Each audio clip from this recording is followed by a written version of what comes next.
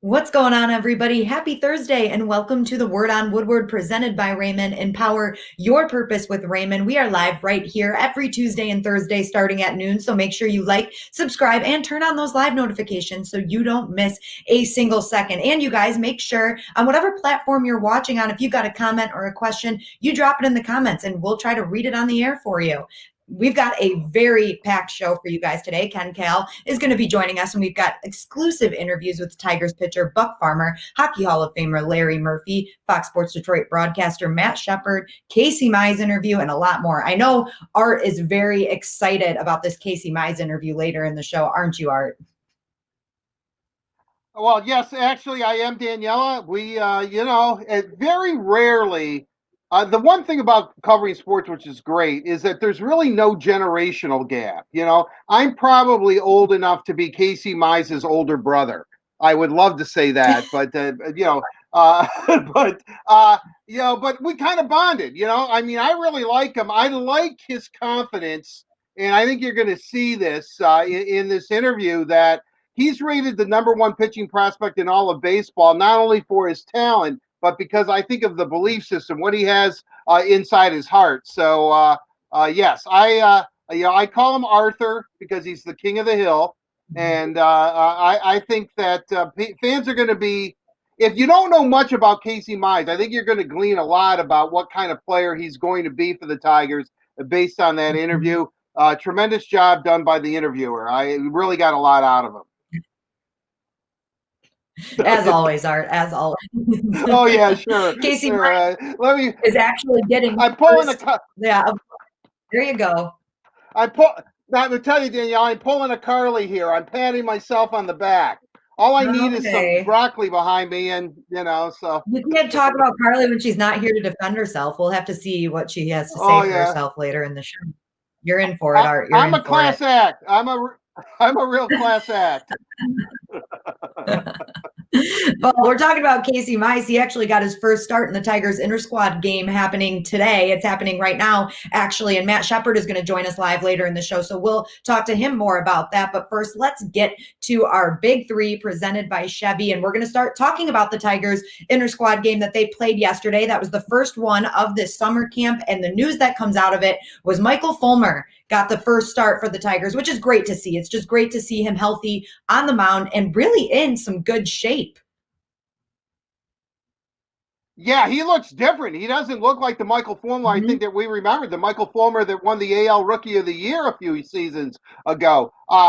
2 innings pitched. He gave up an unearned run. Nico Goodrum had an error at short, but he gave up a double, I believe, to I think Harold Castro. I could be wrong about that, but I was trying to keep score during our live stream yesterday. But I think all you need to know is what Ron Gardenhire said in the post game comments after yesterday's inter squad game was that the smile Michael Fulmer had as he came off the mound in that second inning, it doesn't get much better than that. He felt really, really happy for him, and obviously Michael Fulmer, he was a big part of this team. Hopes were really, really high that the Tigers found a definitive ace of the staff, and then injuries, plagued him for a while.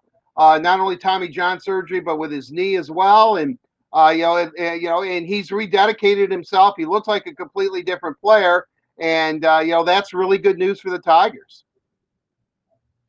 It really is, Art. Like I said, it was great to see him back out there. And another thing that we have to mention about that game yesterday is this catch from Derek Hill. He laid out for this one, and hey, we're already getting him a highlight reel going in the first inter squad game. So if that doesn't get you amped up for some baseball, I don't know what will. Well, the thing that's amazing about this is he makes the catch, hits the ground, it pops out, and then he has the presence of mind to catch it barehanded because that would not have been an out. And I think that if it were a real game, they might have challenged the replay to see if the ball might have hit the ground once it bounced out. Did he get his complete hand underneath? But hey, I'm sticking with it. It was a great. Now that I saw it in a little bit in slow motion, I'm kind of Catch. wondering It would was a I have catch. challenged that? Yeah, but yeah, exactly. It was a catch. It was beautiful. Way to go. Now look at this closely. I mean, it's a great grab. It bounces out. I mean, it would be really, really tough to tell.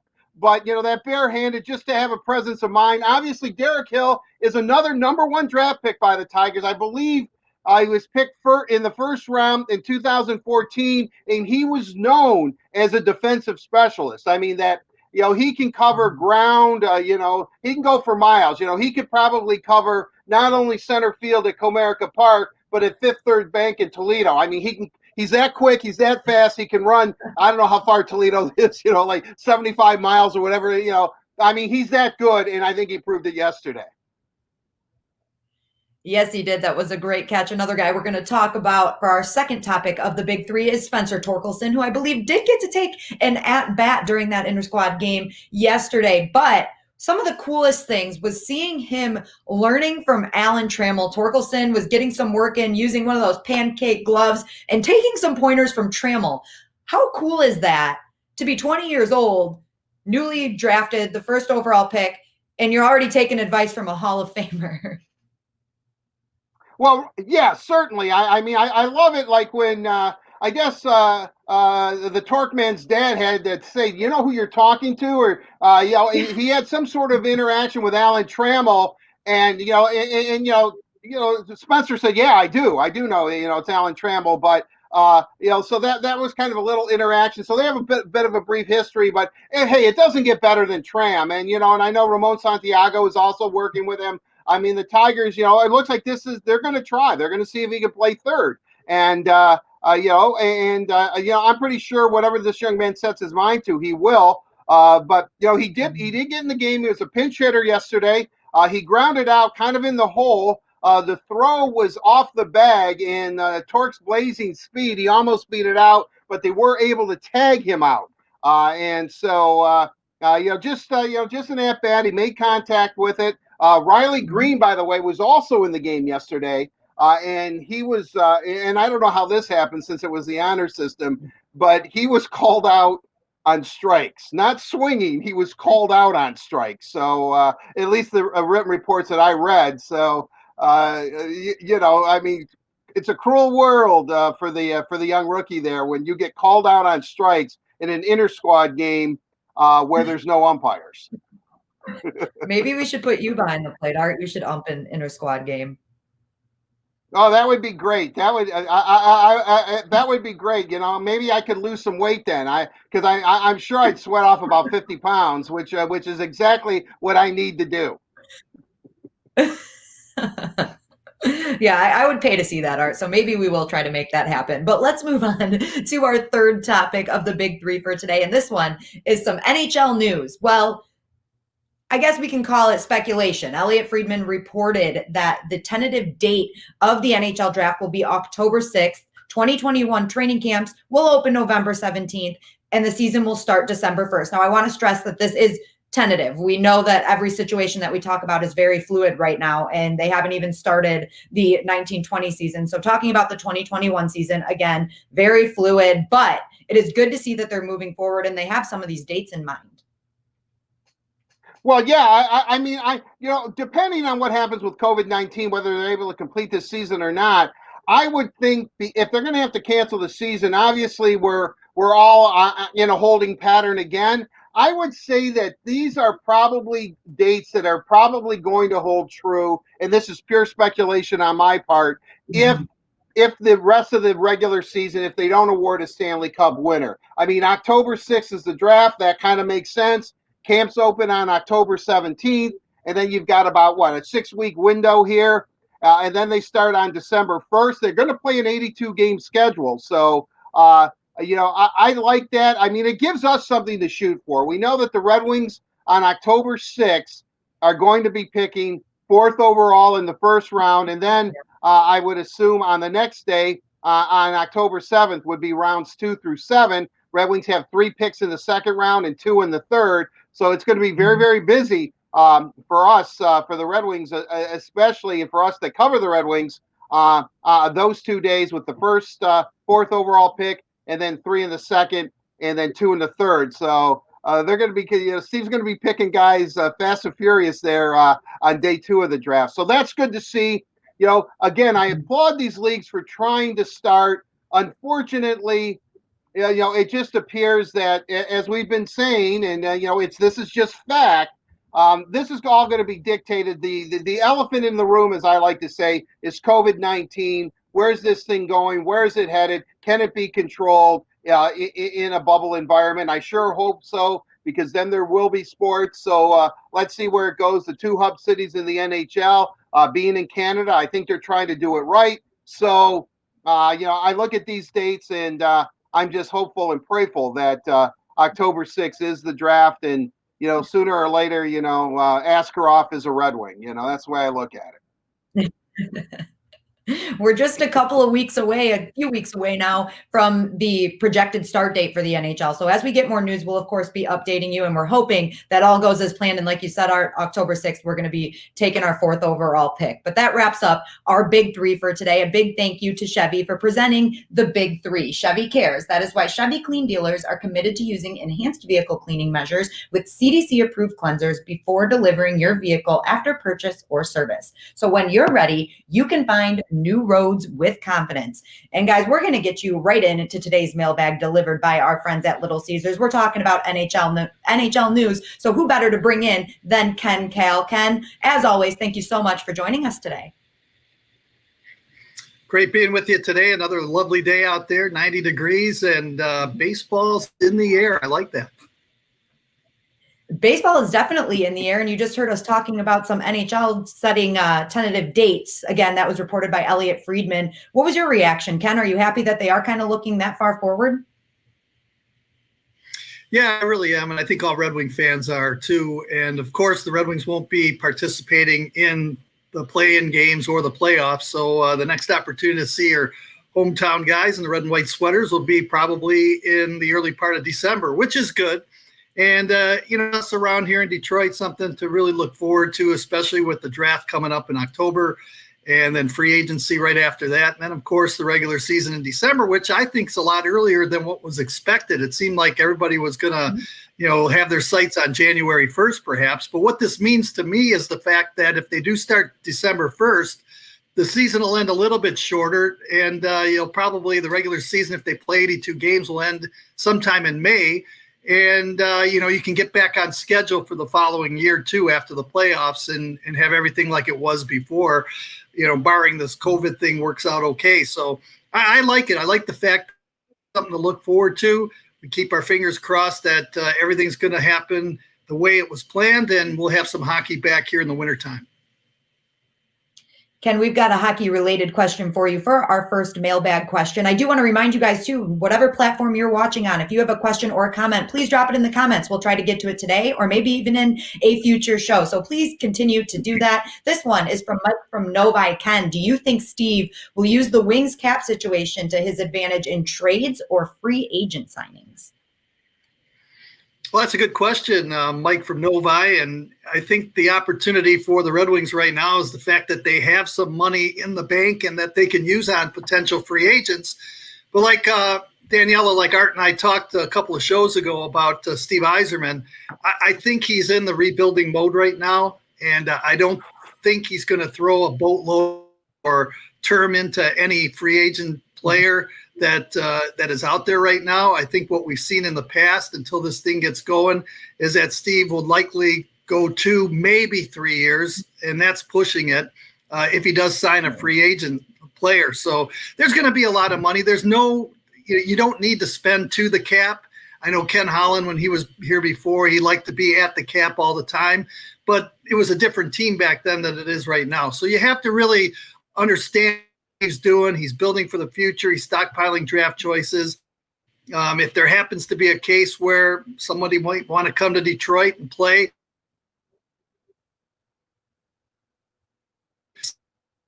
I think you'll see, 2 years max, maybe 3 if it's an outstanding player, if he would like to take that.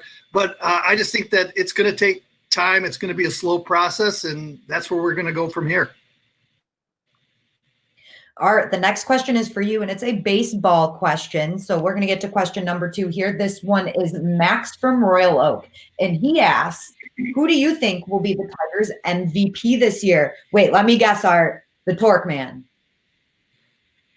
Well, I would love it to be the torque, man. Unleash the torque, as I like to say. Probably not, though. Wishful thinking. Second, of course, on my list would be the King of the Hill, Arthur Mize, and then first of all, I got to say something really quickly. If the season starts December 1st, what I think is really great, the NHL season would be the Red Wings would be able to have their annual New Year's Eve game, and and that's a tradition. So I would love to see that. I think that would be great, and hopefully they're on that timeline. That would be fine. Now, getting back to the Tigers, okay, it's not going to be the Torque Man. It's not going to be, Arthur Mize, not this year at least.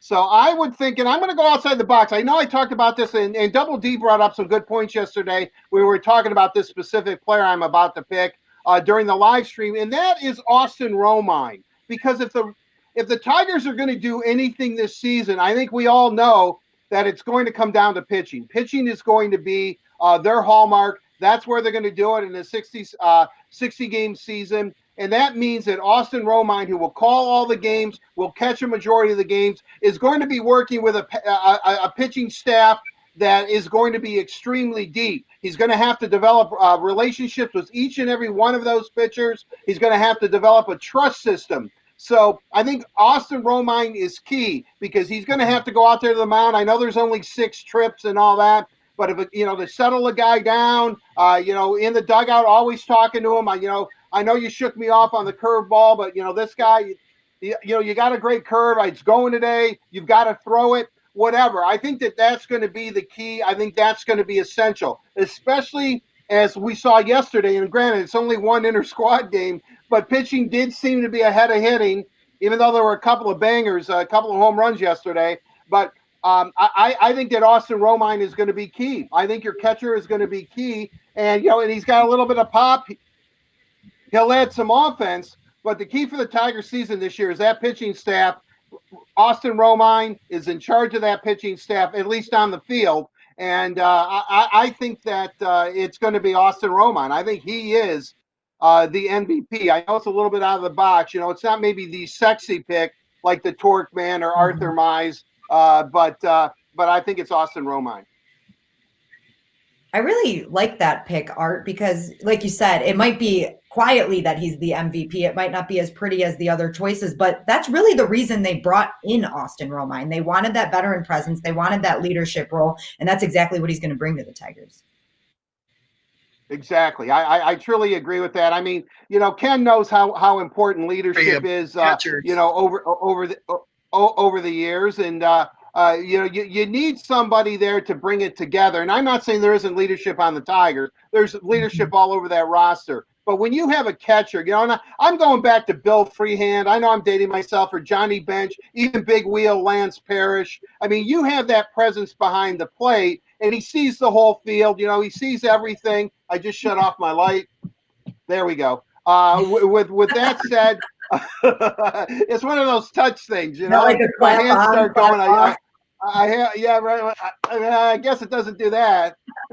But anyway, I think catcher is vitally important, especially with how important pitching is, and it's really centralized. When Bill Freehand was catching, Mickey Lolich, all those guys were throwing almost 9-inning games. There was no such thing as a closer or anything back then. So pitching's a lot more intricate. It's a much more expensive now because you have all these guys that are specialized. That's why I think in a short season with a good young staff that the Tigers have, some really promising arms, Austin Romine's the guy.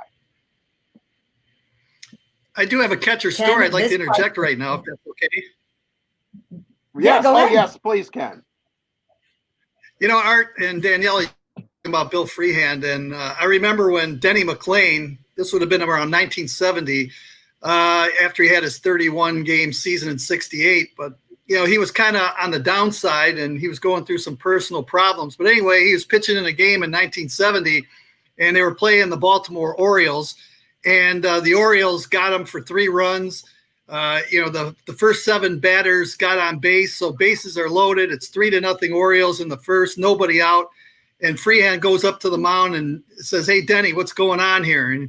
And Denny's like I feel pretty good. Everything's okay. And then Mayo Smith, the manager, comes out and Mayo goes, "Hey, Dave, how you doing? Is your arm okay?" He goes, "Yeah." He says, "Is your knee okay?" Because he had a bad knee. He goes, "Yeah, it's okay." He says, "Well, what kind of stuff you got today?" And Denny looks at Bill Freehand and says, "Well, maybe Bill should answer that question." And Bill looks at Mayo Smith and says, "How the heck do I know what he's got? I haven't caught a ball yet."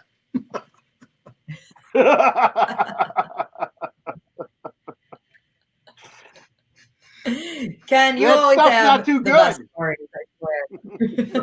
I think Denny got the old heave-ho in the next couple of batters. All right, on to our third question, Ken. This one is for you, and it's Brian from Clausen. If you get to make the call, who are you taking at 4th overall? Well, that's an interesting call right here. And I thought about this question a little bit. And Art, I need you to give me kind of a mock draft right now on who's going to go first, second, or third, and then who's available. I will pick my selection. So let's just say we're at the draft right now. Let's just say you're Commissioner Gary Bettman, and the first 3 picks are who, in your opinion? Well, I think Lafreniere for sure. And then the Kings are key. And you know what? It's interesting, Ken, that you would say that. I was looking at my my future watch here, and I turned to the Kings page about their future watch, and it's their 10 top prospects. Yeah, I'm not really good on this. There you go.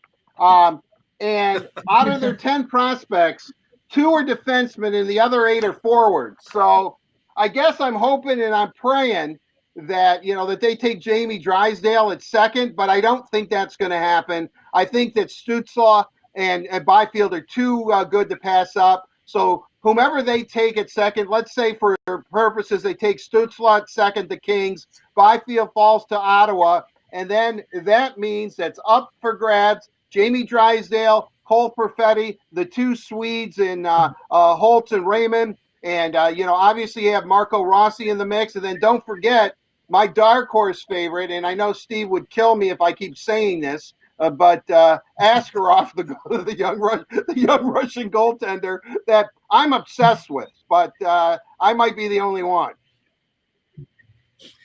All right, so if that's the mock draft, then obviously Jamie Drysdale would be probably the 4th pick. And, the Red Wings, and my feelings about this, I really like building on the blue line core and building out from the goaltender out position. But you know what? I also was thinking about this. The Red Wings need some scoring.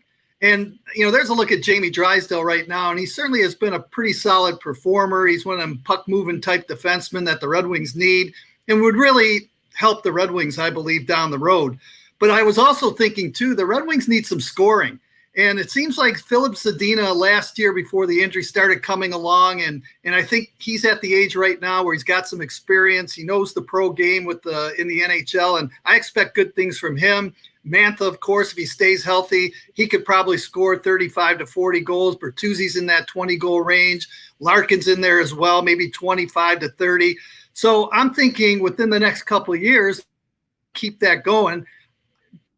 Surprised if they went after Marco Rossi. And the reason why I say that is because he's been a prolific goal scorer for his junior team. He scored 68 goals in 2 seasons with his junior team. And I know he's not ready to step in right away, but he's one of those guys that probably is a gifted forward who can put the puck in the net. He's actually a pretty good player on both sides of the puck, pretty smart, pretty intelligent out there. And I guess his game is comparable to Braden Point from all I read, and pretty solid player. And Steve Yzerman knows all about Braden Point. So, the only thing that I think Rossi lacks is his size. I think he's 5'9", but obviously I think with some seasoning and some years in American Hockey League, he could put up some numbers for Detroit. And then, now you've got some guys who can put the puck in the net and really help out on the power play. Also, the thing about Rossi, he's a pretty good penalty killer as well. So he's really diverse. And it wouldn't surprise me if the Red Wings looked at a guy like Marco Rossi. And if it was me, and it would be a tough decision because I do like Jamie Drysdale, but I would really consider Marco Rossi too for the future. I like that, Ken. It's definitely going to be interesting to see what Steve decides to do there because things are kind of wide open. Like we said, if that 1, 2, and 3 pick, it's almost a lock. We don't really know what LA is going to do. But now that we're at 4, things really open up. And I guess you're right. It just kind of depends. Do the Red Wings want to go for this elite defenseman or do they want to go for some elite goal scoring? I think it'll be really interesting because, to be honest, in my mind, it's a toss up. And you know what, Daniela? The other thing that I think about is last year's pick. When the Red Wings went off the board a little bit and picked up Mo Seider, and I remember asking Steve Yzerman, why did you pick Mo Seider? He said, well, because his game really suits the National Hockey League. So I guess when you look at the players that are available for Steve Yzerman at the number 4 position, maybe you have to look at, what guy's game really suits the National Hockey League. And maybe you can determine – go down the list and see which player down the road, his play is going to and who's going to be ready sooner than later. Right. One thing's for sure, we definitely can't read Steve's mind. Oh, Art's raising his hands. It's yes, like I'm at school now. I would say this. I think Ken's absolutely right. Whose game translates. And I think in that highlight we show of Jamie Drysdale, you can see him having the puck and he dips and doodles and works his way through and finds an open shot in a lane and gets a shot on goal. I think, and I'm not taking away anything from all the young defensemen they have, including Mo Seider. But I think that the skill set that Jamie Drysdale has, from everything I've read, and granted, I'm not sitting there. I haven't seen him play live for sure. Well, I guess I have because I've watched Team Canada in the World Juniors. But I guess my point being is that he seems to have a skill set that does translate really, really well to the National Hockey League. He's a definitive number 1. And I just think, he's considered to be the smartest player in the draft. He has great sense, great awareness. And I don't think you can pass up on a player like that. Truly, right-handed shooting defenseman. I just think that, his positives, and I agree with Kenny, the Red Wings need goal scoring in the worst way. But if Zadina can come through and pop in 25, I think Mo's good for 40 if he stays healthy. The BT Express. Dylan's at least 25 or 30. Let's say Bertuzzi's probably 20, 25 range. And then the guy that we forget about, who I think the Red Wings are going to, re-sign is Robbie Fabry. Fabry can probably pop in 25. So suddenly goal scoring, which is still an issue. I'm not going to say they found the answer, and they could use a good goal scorer. There's no doubt. But maybe, if you build from the crease out, from the goaltender out, maybe Drysdale is the pick. But we know this for sure. Whatever the pick is that Steve has really done his homework. The entire staff, led by Chris Draper and Håkan Andersson in Europe, they've all done it. They know what they're doing. And I think regardless if these European leagues open up in September and, the Red Wings are going to fly there and see these kids, I think Steve's list is already done. Personally, I do. I think he has a pretty good idea how this draft is going to play out and who's at number 4 and where he's going to go. But to get that out of him, no way, no how. Don't even attempt it. Well, Art, you're just going to have to wait till hopefully October 6th to find out who the Red Wings take at number 4. And our fourth and final question for today's mailbag, guys. Ken, we'll start with you on this one since Art just gave his answer. Greg from Adrian asked, what do you think about this Selly? I think this is great. This is very innovative by the baseball players here. Look at Miguel Cabrera finding a way to high five his guys or low five his guys, whatever you want to call it. I think it's great. What do you think, Ken? Leave it to Cabrera to come up with some different type of way of celebrating. And you know what? In today's age with the COVID and everything else, hey, why not? I'm trying to figure out all the different, after you get the home run and all the hand signs and everything.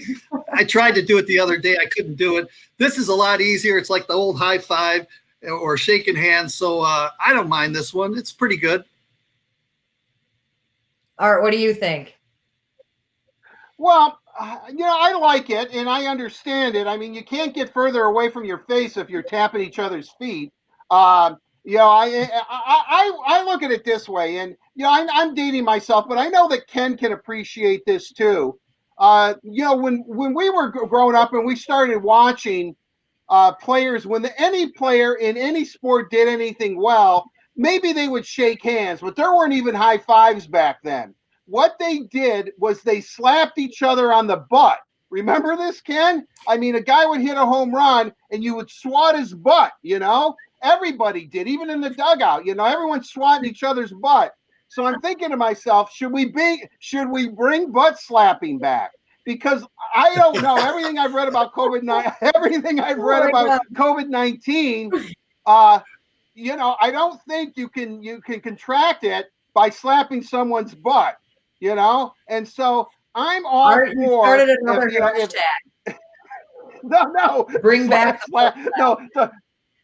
Yeah, well, you know, don't Google that at home, kids. But with that, with that said, you know, but Ken, you back me up on this. Remember, they always were slapping each other's butts. Whenever a guy did anything well, his teammate may shake his hand, but they were always swatting him. And I mean all sports. You know, they were maybe not in the hockey because they sweat so much, but you know, everybody, you know, butt slapping was a big thing back then. I used to think it was odd. Don't get me wrong. I'm thinking, wow, okay. But, you know, so I remember when we started emulating baseball players, when I started playing sports, you know, we might have shook a hand, but we were slapping each other's butts too. So who knows, you know, either, you know, tap your feet or slap a butt. Just stay away from the face and the hands and the arms and that kind of interaction. You know, what I want to know is, you know, when there's a walk-off home run, are there marks on the field along the third baseline where you could be 6 feet apart, and as the player's coming back, you know, you can maybe do the foot slap or something like that, or the butt slap? If there isn't, there should Ken, be. you do. Ken, honest, you got to back me up on this. There was a lot of butt slapping back when we were kids, right? All you have to do, Art, is look at the old time films. Guy would hit a home run, and the guy would run around third, and the third base coach wind up and smack the guy right on the rear. Right. I mean, so you know, I'm not crazy. I'm not losing my mind. Well, football slap butts too. Yeah. You know, we just didn't see it very much with the Lions. You know, there weren't a lot of good plays back then with the Lions. So, you know, occasionally Mel Farr or Altie Taylor got their butt slapped. But that was about it. Oh man. All right. With that, we'll be done with the butt slapping. Ken, thank you for joining us for the mailbag today. And a big thank you to Little Caesars for delivering the mailbag right here on the Word on Woodward. Little Caesars proudly introduces their hot and ready pepperoni cheeser. You get a large pizza topped with classic pepperoni, fresh mozzarella, and a toasted Parmesan and Asiago cheese crust for just $7. Try our no contact pizza portal or delivery from Little Caesars. You guys, we still have a lot coming up in today's show. We're going to be joined by Matt Shepard live in just a little bit. We're going to have Hall of Famer Larry Murphy on, and later in the show, Art's going to talk to Casey Mize. But right now, we're going to catch up with Carly, who was with Buck Farmer earlier this week. That's right. It's time for Catching Up with Carly, presented by Meyer. Today, I'm joined by Tigers pitcher Buck Farmer. How's it going, Buck? It's going. It's hot up here. That's for sure. I think it's hotter up here than it was in Georgia. Well, now we're in July. Things are getting hot. You've been without baseball for about 3 months now. How ready are you to get back into the swing of things? Oh, man. I can't express how ready I am. I think everybody is. I think fans, the state of Michigan, players, everybody's ready to get back and get back to what we love doing. You have a baby girl at home, and then you have a baby boy on the way now. With all the back and forth of how and when the MLB season would return, did the time with your family put things into perspective? Absolutely. I guess that's been the silver lining in all of this, really, is just being able to spend time with family. Been fortunate enough to, I guess, spend the last 7 months with my little baby girl and my wife, and instead of having to be, come in and out and stuff like that. So that's been the silver lining and everything. Definitely. Okay, so let's start from the beginning. How did you get into baseball? Man, I think just started playing from day one. I guess when I could play t-ball or whatever that was, 4 years old, 5 years old. Started playing. My parents threw me out there, and I guess I just kind of took to it and loved it more than any other sports. Believe it or not, I played a decent amount of other sports. I guess as far as, I mean, soccer, not a fan of that. Too much running. Basketball as well. Uh, I bowled, I swam. I tried all the spectrum, but baseball just kind of stuck. Okay, and then you were drafted by the Atlanta Braves in 2009 and the Milwaukee Brewers in 2012, but you opted to play collegiate ball both times. Why is that? Um, I think with me, it was just kind of the pros that outweigh the con, or pros outweighed the cons as far as going to school. Um, I guess we only have a little bit of time to in this career to make a name for ourselves, enjoy it and stuff like that before it's over. And then, once it's over, it's like, what do you have to fall back on? And I just think that um, getting some schooling under my belt and growing, I guess, as a player and as a a human being, and being in school, being on my own, um, I think that just kind of sent me there. And I guess some people would say, the money wasn't great. I don't know. That wasn't my case. I just wanted to. Actually, I just kind of wanted to get a little bit of school out of the way, just so I wasn't dealing with it when I was older. There you go. The truth comes out. Yeah. I mean, school's not exactly my strong suit. I'll just come out and say it, but I just wanted to kind of get it out of the way. Well, it worked out for the best because you were then drafted by the Tigers in 2013, and that worked out. You signed a minor league contract. How exciting was that? I mean, it was super exciting. I was able to. I was with my my family, my mom, dad, um, and it's just super exciting to be able to, I guess, sit there and know that I'm going to continue my career as a baseball player. So I mean, it was there's very few things on that I've done in my life that can, I guess, replicate that feeling. No kidding. Well, one thing I'm certain that replicated that feeling was when you made your big league debut in August of 2014. Were you nervous, excited? Like, what was going through your mind? I think, man, I was nervous. I was excited. I think it was all the emotions coming through at that point.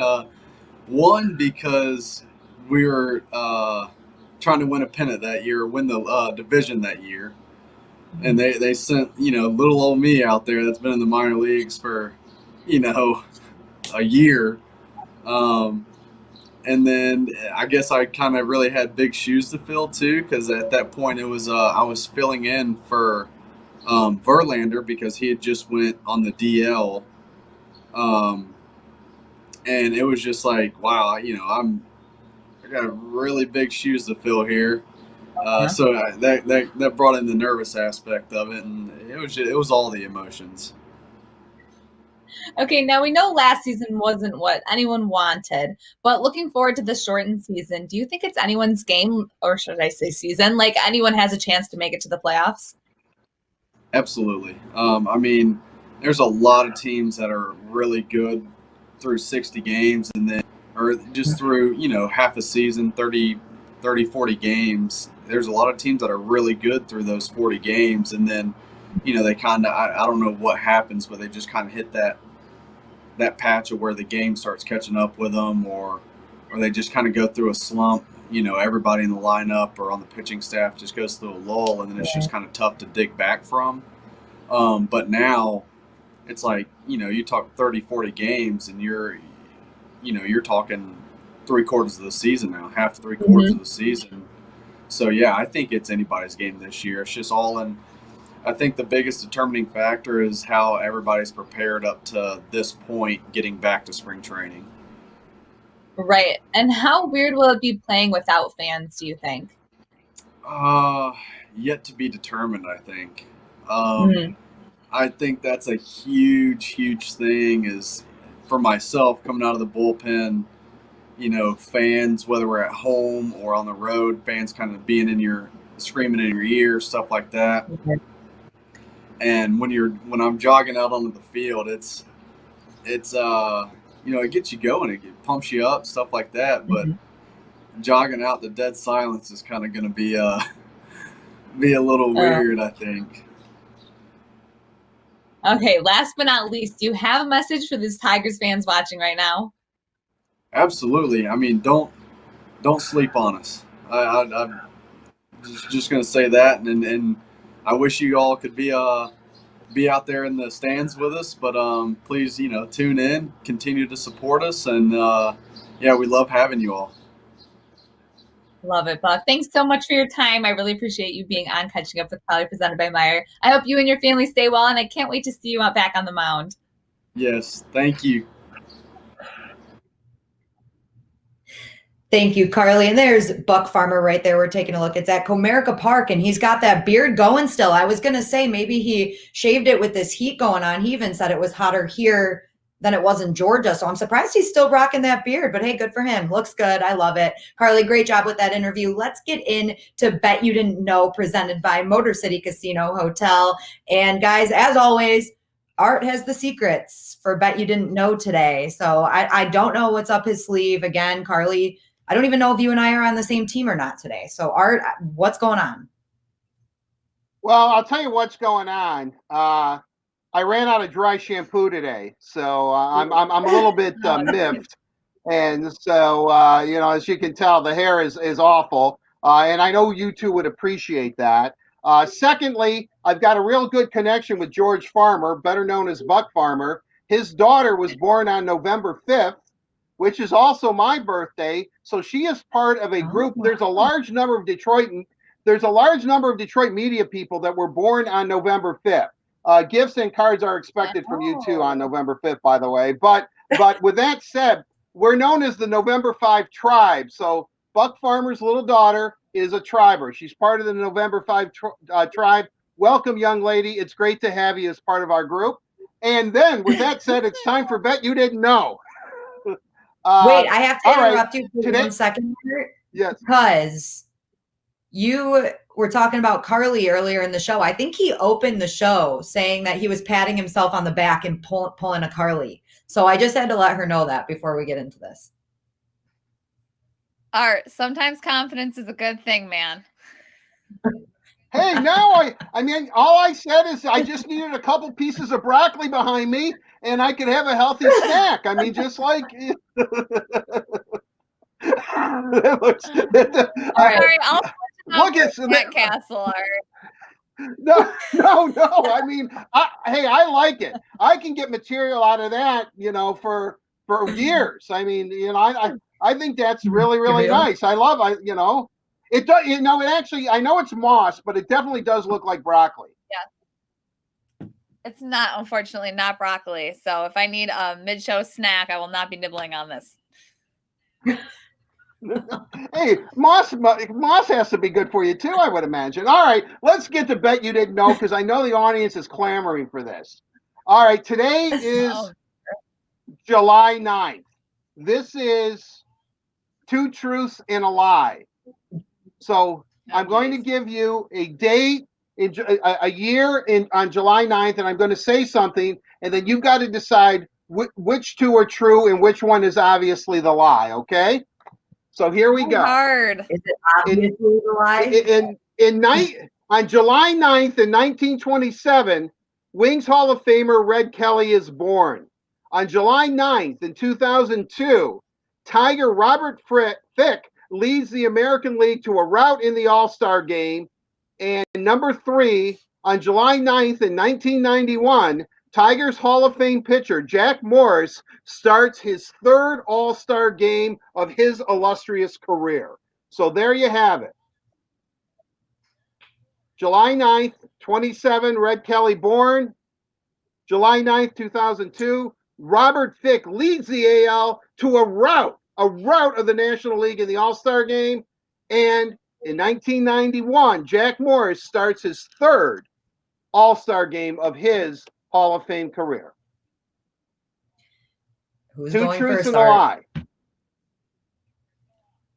All right, you know what I'm going to do? Because I've heard so much about how I pick on Daniela all the time. Oh, you're always picking on Daniela. You're always picking on Daniela. Okay, Yes, Carly, my plan has because I worked. know you, because you have supreme confidence in your abilities. I know. Yeah, right. jeez. That was a what. You're so My words manipulative, now. Daniela. You have so much confidence. I know you can handle this. Carly's going first. Okay, so I'm trying to figure out. Okay, so Red Kelly. Oh my gosh, so I'm trying to do the math because I'm trying to remember how old he was when we retired his jersey. I don't know that. How old was he? I don't know. This is a hard one. I'm gonna It's go a crap. with. I'm gonna go with. Ah, I don't know. Can I see them again? I can't move my There you go. my little You can't square. read off the small screen. Okay, Carly, so Carly, what? Art, I'm I'm trying just to going to say, read. why don't you reach behind you, have a piece of moss? I understand that's good brain food, so you got a ton of it behind you. Just grab a piece of moss, eat it, Not and gonna I'm help sure me the with answer this will come to one. you. We need a little Not gonna help me. clock tick. Like, Okay, I know. We'll see. Let's go with this is a total guess. We'll go with B. I don't even remember what it was. B. Robert. So Okay, yeah. On July 9, 2002, Robert Fick did not lead the American League to a rout of the National League in the All-Star game. You say that's the lie. Sure. Oh, good. Okay, today. Daniela. Yes. Okay, Well, Daniela, what do you think?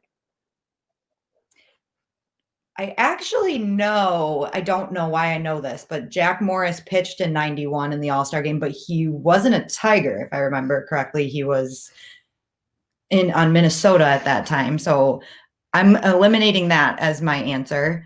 Now I just have to decide if I want to be different than Carly or I want to trust her instincts and go with the second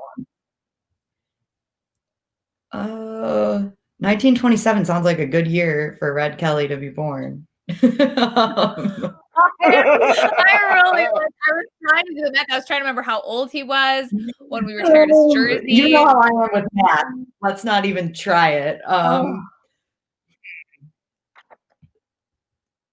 All right, you know what? I'm just going to trust Carly because we're do or die together then at this point. So I'm going with 2002 as well. Okay, well, you are both correct. You are both correct. Red Kelly was born. Carly. Thank you, Carly. That is the lie. Red Kelly was born in Simcoe, Ontario on July 7th, July 9th, pardon me, 1927. Also, Simcoe, Ontario is also the home of Brendan Shanahan, same city. And in 1991, Jack Morris did start his third All-Star game. And Daniela, you were correct, as a member of the Minnesota Twins. He was a Twin back then. And then in 2002, this is a legendary July 9th, 2002 All-Star game, was the legendary game that ended in a 7-7 tie, which changed the rule for the winning home team gets to host the All-Star game. Right here we have former, he wasn't a Tiger back then, he was a Twin, Torrey Hunter, who robbed Barry Bonds of a home run in that game, or else the National League may have won that game 8-7. There never would have been a great catch by Torrey Hunter. We saw him do that. Too bad he was just out of reach in that playoff game against Boston where he toppled into the bullpen, and the Boston cop is, Torrey Hunter's laying there all mangled up, and the Boston cop is jumping up and down because Big Papi hit a grand slam. Well, really, really great moment for that individual police officer there. But with that said, yes, Fick was in that game, though. He was the Tiger representative on July 9th um, in the All-Star game, and he did get a hit. He got a single. So Fick was in the game. He did not lead them. There was no rout. It was the 7-7 tie. Torrey Hunter robs Barry Bonds to preserve the 7-7 tie, and it also changed, the way baseball did things as far as the winning team in the All-Star game does have home field advantage, which lately has been the American League. Another interesting thing about Robert Fick is that he hit the last home run at Tiger Stadium I think it was against Kansas City. I was at that game. So there you have it. Congratulations, ladies. I really, once again, I tip my cap to you. A great job. And Carly, pure guessing, but I guess that's the sign of true talent. Yep, there you go. Patting yourself on the back. Have a piece of moss. All right, you know what? I'm going to wrap up this segment because Art has not said one bad thing about Michigan State yet. So that does it for Bet You Didn't Know, presented by Motor City Casino Hotel. And Carly, I know that we've got a lot of interesting social media stuff today. So what do you have for us? That's right, Daniela. Okay, we're going to start with the Tigers Instagram. Check out this picture they posted of a baseball wearing a mask, encouraging fans and everyone to wear a mask. And we also see here that they posted a video of Spencer Torkelson getting some pointers from Alan Trammell. I mean, who better to give you pointers than Alan Trammell? I mean, come on. And then we're going to move on over to Dennis Cholowski's Instagram, okay? He does not post on Instagram ever, and then he comes out with this fire post. I couldn't believe it when I saw it. He's a funny guy, but he's a pretty quiet guy, so I was surprised by this. You guys remember watching Tiger King at the beginning of quarantine, and they had this clip. I couldn't remember his name. Slipping my mind. But they had this entire clip of his interview on a jet ski. So Dennis Cholowski did it pretty much frame for frame. So it was pretty hilarious. Very, very impressive editing skills too. But that's all I have for now. Fans, make sure you send in your questions and we'll answer them later in the show. I'm glad we now know what Dennis Cholowski has been doing during quarantine. That's great. I love it. Great work, Dennis. You're going to have to keep more of that content coming now that you've started it. Guys, we've still got a lot of great guests coming up in the show. As mentioned, Matt Shepard is going to join us live and Art is going to talk to Casey Mize. But right now, we're joined by a Hall of Famer. It's time for Downtown Hockey Town, presented by Labatt Blue Light. And today's guest is former Red Wing and current member of Fox Sports Detroit's Red Wings broadcast team, Larry Murphy. Larry, it's so great to see you. How have you been doing during this quarantine? Well, I'm doing okay, and excited that we are going to see some hockey return. Of course, not our beloved Red Wings, but still, I mean, there's promise that things are going to get somewhat normal again. But yeah, it's been a long haul, and just like everybody else, you do what you can to keep busy. Larry, you mentioned that we will have some hockey hopefully here. Every day it seems like we're progressing towards that start date, which is now August 1st for the season. Teams will report for training camp on July 14th. When you look at this 2014 playoff scenario that we're going to be in, are there any matchups that are intriguing to you or anything you're looking forward to seeing? Well, I think because of just the nature of the layoff, the length of the layoff, who knows what teams are going to be, how good they're going to be, how strong they're going to be, how well they're going to play when they come back. So for a betting person, boy, I would take a long shot because I think it's leveled the playing field.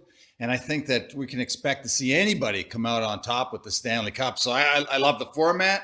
I love the fact that it's going to be very exciting because, hey, I don't think you can predict that any particular team is going to be the one that's going to stand out. Let's focus a little bit on the Red Wings here. We know now that they are picking fourth in the upcoming NHL draft. What was your initial reaction to the entire lottery process and now seeing that the Red Wings do sit at that fourth pick? Well, Daniela, I have to admit that I was like everybody else. I could not believe it. I was so disappointed. I mean, everybody's hoping to come out with the number one. It turns out to be the worst case scenario for the Wings, but still, for the most part, you get a number 4 player. I mean, you're gonna get a high impact guy, so it's not the end of the world. But it just seems like it just fits perfectly into this season, the way things have gone for this team. I mean, it's been a tougher haul for them. this season than anybody expected. I didn't expect them to make the playoffs, but I thought they would be in the hunt for a playoff spot much longer than they were. So yeah, that happens. That's a shock, a disappointment, so to speak. Yes, we saw young players develop, and the future is promising. But then we get into the draft, and it's like, boy, you can't even catch a break in that area. But it's not doom or gloom. They're going to get a guy. They're going to get an impact player. So it's just that you have your heart set on that number one pick, which obviously didn't come to fruition. Larry, I know if you look at the number 4 pick, I mean, everybody thinks the 3 really high-end forwards are going to go 1, 2, 3. Your forward team, the original team that drafted you, the Kings, if they somehow decide they're going to go defense, and maybe Byfield or Stützle fall to them. But let's say the 3 forwards go. Then at 4, it's wide open. You're a defenseman. Jamie Drysdale, by all accounts, is supposed to be a great number 1 defenseman, not a first pair, a number 1. Do you go defense if you're the Red Wings, even though he's a right-handed shot? They've got some young D, but if he's the best player available, do you go with the defenseman? Well, hey, Art, I'm obviously a little biased here, but I think the defense is the most important position out there. So hey, you can't go wrong with picking a defenseman. I think with Steve. I mean, it's, as you pointed out, the top 3 are pretty well set. 1 set, 2 and 3 is debatable, but you're going to anticipate that those 3 guys are going to be gone. So yeah, now it opens up, and I think, after what happened last year with Seider, he wasn't a name that wasn't being bantered around when the Wings came to pick. I mean, it turned out to be a great pick by Steve Yzerman because he's a guy that's going to do what he thinks best.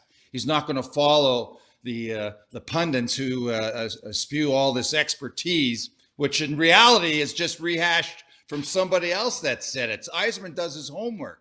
So I'm not even going to try to guess, Art, what he's going to do in this situation. I guarantee he's well prepared, and I guarantee he probably knows in his mind who he's going to pick right now. And I believe when you're picking 4, you've got to pick the best player. And if all things are equal, then yeah, you can't go wrong with building a real solid defense. So, hey, I mean, if you know, Danielle or Art, if you know more than me, I mean, which could possibly and probably is the case, who are they going to pick? I don't know.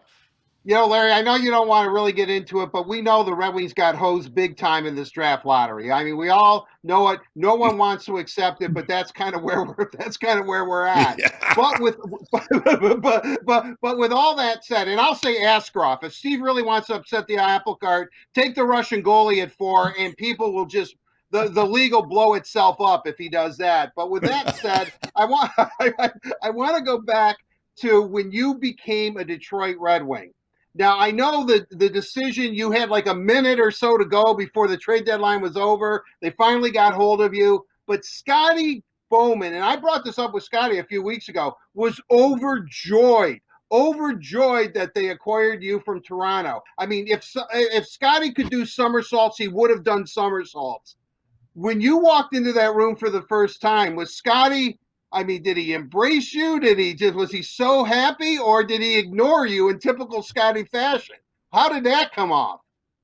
Well, I had Scotty when I was in Pittsburgh, so very familiar with his approach. And geez, I don't know if I spoke to him the first couple of days, to be perfectly honest, but I never really spoke to Scotty a lot when I played for him. I spoke more to Scotty probably the 2 months after I retired than I did. I played with him.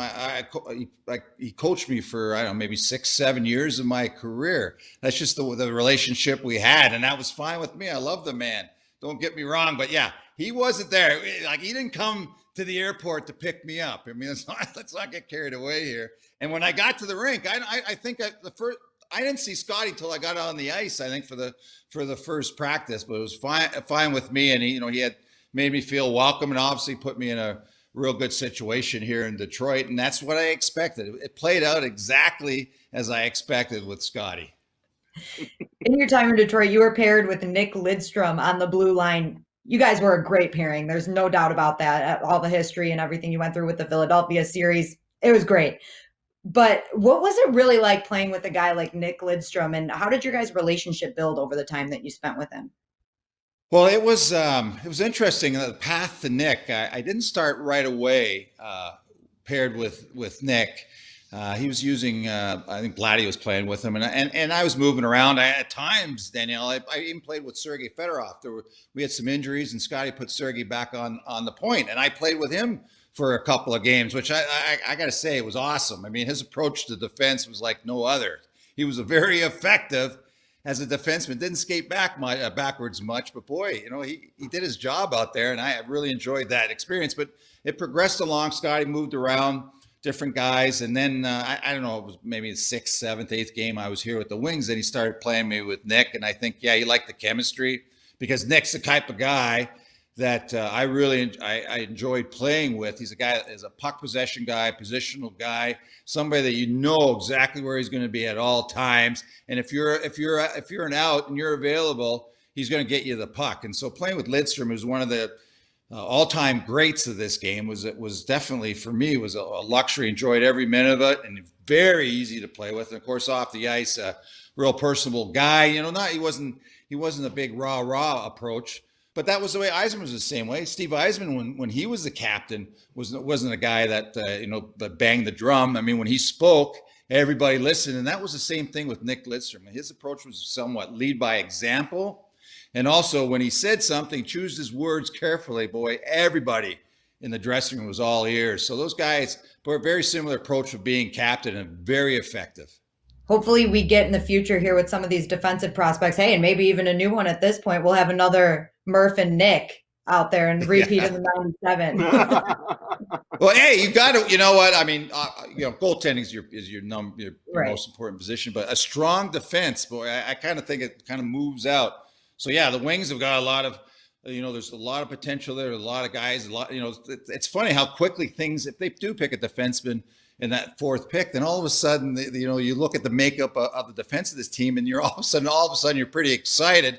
Where we go into this previous season, it's like, well, how many defensemen did they use? Like 14, 15 guys. What was the number that the Wings eventually used on defense, just to go show you how topsy-turvy that position was? And it can turn around a couple of high draft picks, and boom, all of a sudden things look pretty promising back on the point. So I'm excited. I mean, looking forward. I mean, I wish we got to see them play again this year, but next season, I mean, these guys, the young core have developed, and now we're starting to see these young guys come in. They're going to add to the team. So yeah, it's positioned well for moving forward, and it's about time after the last tough couple of seasons we've endured.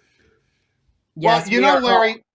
Oh, go ahead, Art. Larry, I'm sorry, Daniel. I didn't mean to step on you there. I just want to say, hey, that's not like you, Art. That's not. You're never one to hijack an interview. That's not the way you work. No. Yeah. You taught me well, Larry.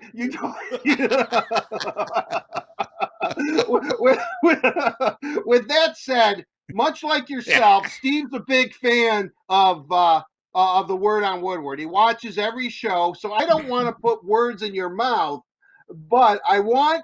So what you're telling Steve, in a roundabout way, if I may be so bold, is to draft Jamie Drysdale at number 4. Go with the defenseman. No, you know what, Art? I mean, yeah, I'd say you can't go wrong with the defenseman. But you know what? I mean, we have fun. Like bantering around names, and I'm always hesitant because I don't get to see these guys play. These young guys play. Steve Eisman himself watches them play, and his scouting staff watches them play. So they're much more well prepared, Art. So I am not even going to go anywhere near that area and try to tell him, what he's going to pick. But hey, I am going to say though, defense is the most important spot on the team, and the right shot defenseman. If you want to get particulars, even more important. I love it. You definitely can't go wrong drafting a D-man. Larry, thank you so much for taking the time to join us. It's been great catching up with you. Great hearing from you, as always. Another big thank you to Labatt Blue Light for presenting Downtown Hockey Town. Labatt Blue Light, refreshing Canadian Pilsner. Visit your local retailer when safe to pick up some Labatt Blue Light. Thanks again to Murph for joining us. You guys, I'm still laughing from that one. He is amazing. That's so great to hear from him, and a lot of good insight there. And I think if he was Steve Eiserman, he'd be taking a D-man. But now we're going to pivot into Brush Street Beat presented by McLaren. And our guest for today's Brush Street Beat is Matt Shepard of Fox Sports Detroit. Matt, I know that you were down at the ballpark earlier today. You still there now? I'm still here. Yeah, Danielle, still here. They still got the inter-squad game going on. Some early impressions. Casey Mize looked fantastic. Had 3 strikeouts in 2 innings. They actually gave him an extra batter in the second inning because he was picking him up and mowing him down. You got a guy like Kristen Stewart has 3 hits so far today, a single, a double, and a 3-run bomb in the right field bleachers off David McKay, and Harold Castro's got a couple of more hits today. So it's been a lot of fun. You get a chance to watch some of these young guys. We just saw Kyle Funkhauser working inning, watching Bo Burrows right now. It doesn't get much better than this right now on a beautiful day at 90 degrees watching the Tigers play at Comerica Park. Matt, you mentioned Casey Mize. The other starter for the day was Matt Boyd on the other side of the inter-squad teams. How did he look? Yeah, he looked good. He didn't get that many swings and misses, Danielle. It's kind of unusual for that. With Matthew Boyd, he looked better in the second inning than he did the first. But, we've set such a high standard for him, and he set one for himself. But, he's going to be the horse for this staff. He's going to be your opening day starter. He looks just as good as he did when we saw him down in Lakeland. Matt, you mentioned Christian Stewart, and I said this yesterday during our little live stream show that we did. He's kind of a forgotten Tiger in a way, but he's pretty essential and pretty important because if he's a better left fielder, if he can field a little bit better, but he can hit, and the Tigers obviously need hitting. Well, he's hit at every stop, Art. He didn't hit last year, but, there was some injury there. I think Detroit was looking for a little more power. I don't know how much you can truly expect from a guy who's playing a first full season with 10 homers. You'd like a little bit more than that. He's worked hard on his defense in left field. Whether that translates into games in 2020, Art, still is left to be determined. But he's working hard out there. Dave Clark puts him through a lot of drills. We watched it the other day where he's working on his throwing, working on getting behind the ball. If he's going to be an everyday player, he's going to have to hit because they've got some good young talent in their system for outfield positions. Riley Green obviously is one of those guys. You look at Parker Meadows down the road, the guy they just drafted out of LSU in Daniel Cabrera, he can flat out hit. And then there's other guys like Bryant Packard, for example, that we should watch out for. He's a 5th-round pick last year out of East Carolina. So they're getting some young guys. They're turning them up. They're turning them down. And hopefully we're able to see these guys really soon, and competition is really good. I was watching the inter-squad yesterday with my partners, Kirk Gibson and Dan Petrie, and they kept talking about competition. The thing that drove their motor more than anything else is the ability to compete against really good players, and Detroit's getting more and more of them every single year.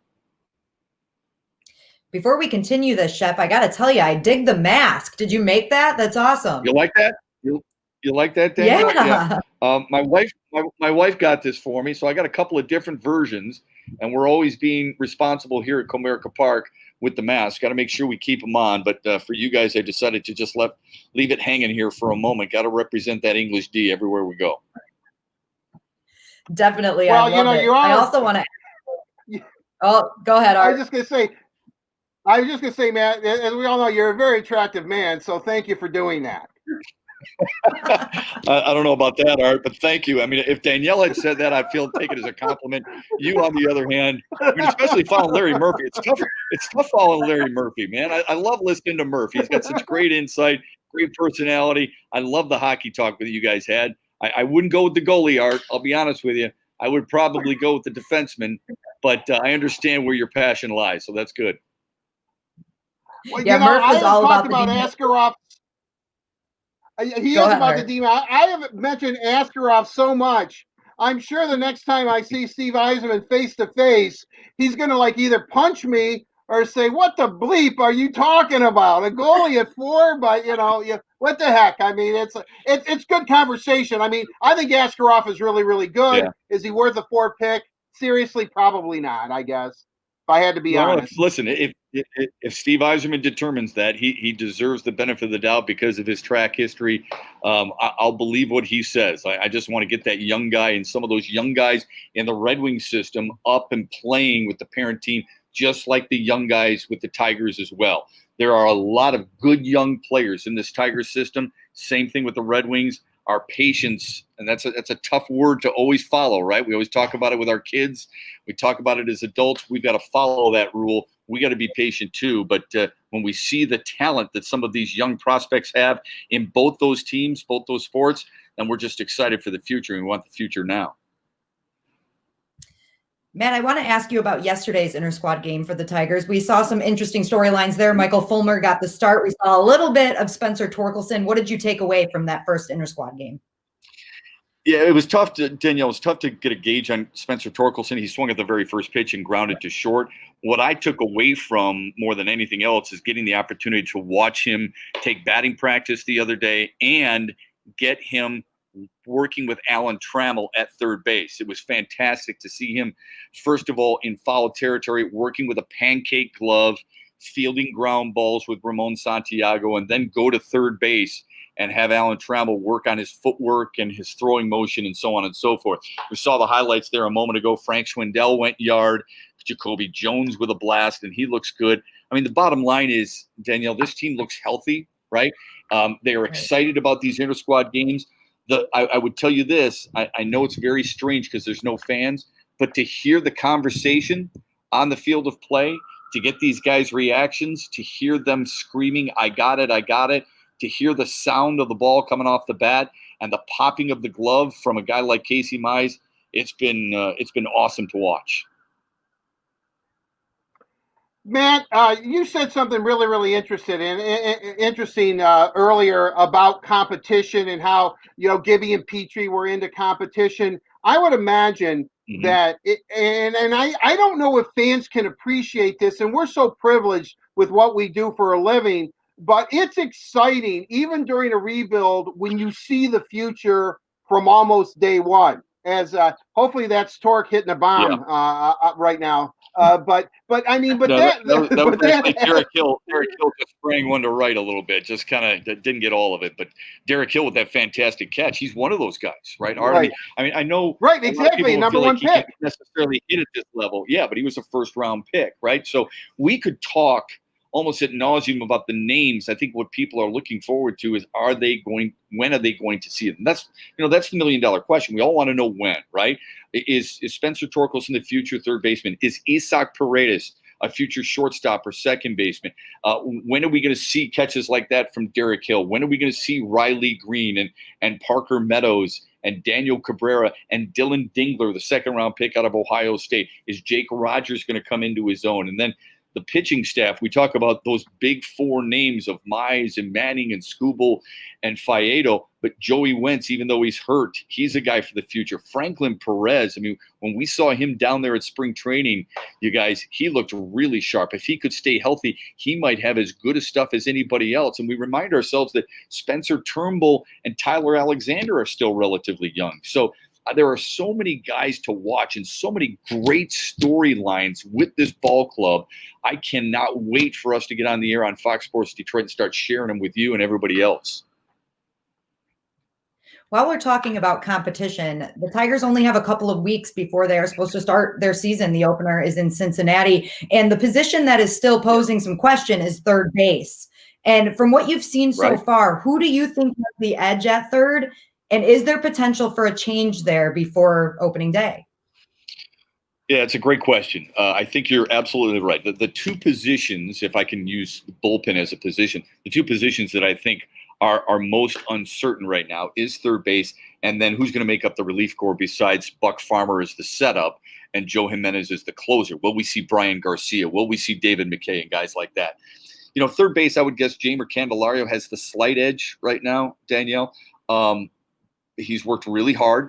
He improved his defense a year ago a little bit from the previous year. Harold Castro with another base hit. He just slapped one to right to score two. And Riley Green's going to come up next. I can't wait for that.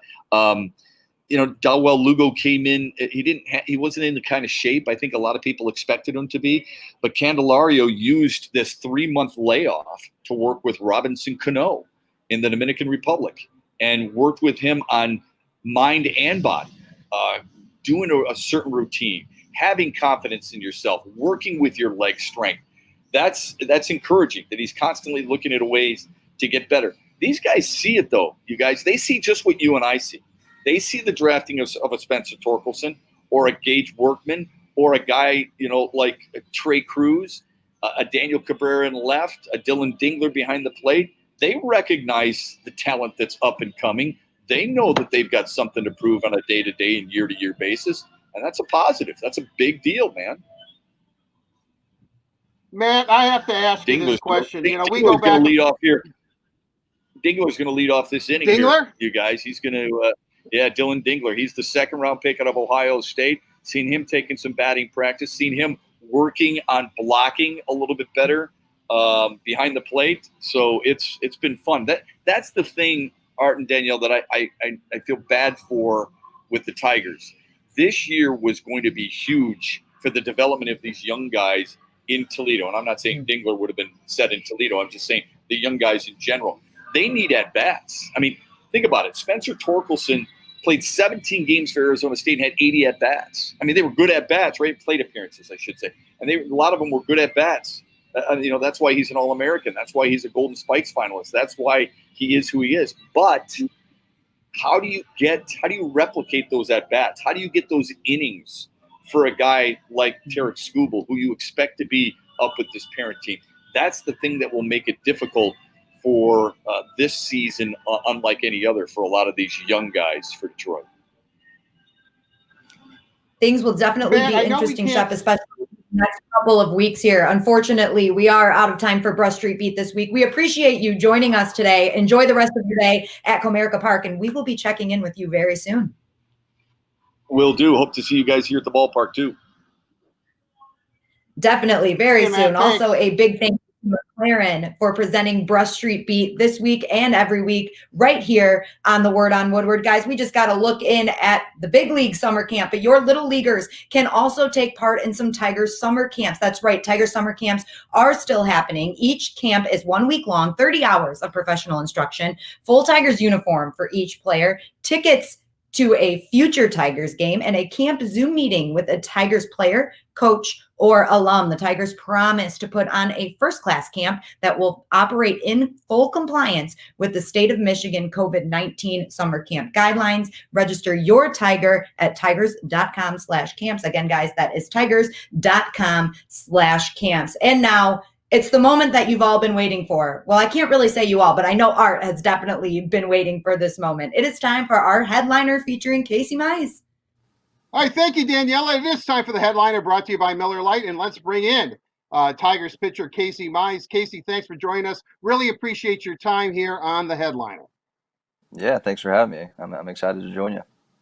Not as excited as I am, but that'll be for another day. I'm real curious. How eager are you just to get back with the fellas and start playing baseball again? Man, I couldn't be more eager. Just sitting at home, just thinking about what I should be doing. Out there playing ball with all my friends, and just competing. In front of fans. Just playing the game I love, and I've missed it a ton, and I know that all my teammates have as well. So man, I'm just chomping at the bit to get back out there, just like everybody else is. The big thing, and I want to get to this right away, is that everyone in Detroit wants to see you pitch at Comerica Park. They want to see you in the Old English D yesterday. You're the number one pitching prospect in all of baseball, and I don't even think it's debatable at this point. But with that said, when you look at COVID-19 and how it's taken all of us out of our daily routine, do you think this is going to hurt your development and your chance to pitch in this 60-game season, that the Tigers would rather hold you back? I mean, that thought has definitely been there, but I hope it doesn't come to that. Throughout this rebuild process, the number 2021 has kind of just been the year and been the number that we've kind of aimed for, and if we're preparing for that, I think you got to do it by giving innings to the people and preparing those people who are going to be a part of that, and so obviously I hope I'm a part of it this season. Going into this season, my goal is to be a big leaguer, and I know the season has been reduced drastically, but that is still my goal. Like I want to pitch in the big leagues, and I want to help the Tigers win ball games. I think Tigers fans should be tired of having number one overall picks after this one. I'm pumped about getting Torque. but man, it's just time to start winning some ball games and start heading in the right direction. So, and I really think I can help the Tigers do that. So I'm hoping I get an opportunity, but ultimately that's not my decision. But I'm going to make it pretty hard on them. Is my plan to keep me down. So man, I hope I'm a part of it, but we'll see what they decide. Oh, I love your attitude. I mean, that's good. Make it hard on them. Make it a tough decision. Have you had much contact? I mean, has Ron Gardenhire or Al Avila, have anybody told you what a plan is, or do they just want you to go out and throw the baseball and let the chips fall where they may? Yeah, I think that's it there. I think, I just need to go out there and compete, and whatever happens, happens. I haven't heard much about a plan, but I don't blame them for that. I don't know if it's necessary to have a plan currently. I think it's just going to have to, whatever happens is going to happen. I hope nobody gets sick or test positive or things like that, but, that could open up opportunities. There's a whole array of things that could happen. So having a plan right now, I don't think that would be very effective because things can change, in the blink of an eye. You've pitched a couple of no-hitters. You pitched a no-hitter against Northeastern when you were in college. Then your first start for the Erie Seawolves, which we all saw in Detroit. I don't know if they cut away live or whatever to the last out against Altoona, but I'm kind of curious. We're not, announcers aren't supposed to say you're pitching a no-hitter. No one in the dugout is supposed to say anything to you, but you're a pitcher. I think you must be aware of every pitch you throw in a game. I mean, are you aware that you're pitching a no-hitter? No doubt, no doubt. I hear of some pitchers sometimes that say, I didn't even realize it. I was just in such a groove. Man, I knew it in about the second inning that I had thrown a no hit. I was throwing a no hitter. Like, oh, I've gotten 6 out now and haven't given up a hit. Pretty good start to the day. I was very aware of it pretty early on. Started getting nervous about middle of the game when I realized, okay, we're still here. This is still a real thing, a real opportunity. But I was very aware of it early on. And honestly, it kind of makes it a little bit tougher because that might allow for the ability to try to be too fine. But luckily I was able to manage that and get it done. But yeah, man, I was very aware of it early on. Do you walk into the dugout about the 6th or 7th inning if no one's talking to you and say, "Hey guys, by the way, I don't know if any of you guys are paying attention, but I'm throwing a no hitter." I mean, would you rather have chatter or do you want quiet? I would rather have chatter, but I don't think you can walk in and announce that. I think that's just, you got to respect what's going on a little bit. But honestly, people were avoiding me, and I did not like that. I would rather talk to everybody I could in between innings. I just kind of like to keep it loose a little bit. But I noticed that less and less people were sitting on the bench, and less people were coming up to me and just talking about hitters and everything. And I just tried to start conversations with people, and I could tell they were uncomfortable. But man, it kind of calms me down just to be able to talk, and so I had to kind of seek that out because nobody was really coming up to me. Casey, I can feel a very special bond between us right now, and so I guarantee you, every start at Comerica, I am going to be right behind the dugout, screaming at you and letting you know that you have a no hitter going. Okay, that's just Hey, going to that's be all right. between me and you. And you, with All this right. voice, you're going to be able to hear me. I promise you Yeah, I'll that. be able to hear you. Just beware of the other fans. They might get after you for that one, but they don't know that I don't care about it. But watch out for them. Hey, I'm from Detroit. I can handle it. All right. With all that said, let's get to you as a pitcher. You have command of almost every one of your pitches, and the one thing that I keep reading about you is what makes you so effective is your core or your lower body. And I think when you think pitcher, you think arm, but having the lower body, having the leg strength, is that something that you've always worked on to make sure you have strong legs so you have the strength to throw that baseball? Yeah, no doubt. I think it's paramount and extremely important. To be a pitcher, to have a strong core and strong lower half, just to be able to control the movements, that, over the rubber, I think it's very important just to be able to, I don't really believe in repeating mechanics, but I just think, just trying to be, as centered and as strong as you can really allows you to throw more strikes. And, I'm really committed to throwing strikes. And to be able to do that, I think you really have to master your core and your lower half. Reading about you, great fastball, nice slider, great cutter, but I hear about the splitter all the time. It's been described. Your splitter has been described as dominant, filthy, and ridiculous. Do you agree with that assessment? On some days, yes, I would think so, but others are, I'm not as fortunate. It just kind of depends, man. I try to make it as dominant as often as possible, but some days I just got to work with my other stuff. But when it's on, I'm pretty pleased with the splitter. Yeah. Is there any way when you start a game and geez, okay, the splitter's not going or the fastball isn't there? Is that the mental part where you just have to put that aside and just go out there and use your mind maybe over your talent to win that ball game? No doubt, no doubt. I mean, you kind of have to figure out what's working and what's not pretty quickly. Not saying I'm going to give up on a pitch quickly, but man, it's just kind of a mental grind of it would be a lot easier if I had this pitch today, but I don't. So what am I going to do physically and mentally, to work through this? And so it's a hurdle that you have to work through almost every game. You got to figure out what's working and what's not, and how you're going to deal with it. So that's the challenge of it. It kind of makes it cool because. For me, I like to mix and match a bunch. I just don't sit there and pound fastballs because my fastball is not good enough, honestly, to do that. So I have to throw other stuff in there for strikes. And so it's a challenge when I'm not able to do that with a pitch or two, and I have to really focus, and really execute the other ones that I have that day. When it's not going for you or when a pitch isn't working, a pitch that you like, do you talk to the catcher much? Are you talking to your pitching coach in between innings, or is that something that you just need to work out?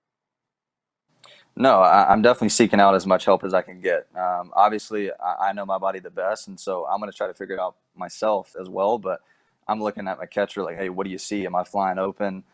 Is my arm angle off? Like, what's going on? And same thing from my pitching coach. They both have different angles. Pitching coach is going to see me from the side. Catcher is going to see me from the front. And so I'm trying to get as many angles and as many views as I can see to see if we can dissect. Is it a mechanical issue? Is it a mental issue? What's going on? So I try to figure that out as quickly as possible. Try to do an internal evaluation of what am I thinking, what am I feeling, and just try to correct it as quickly as possible.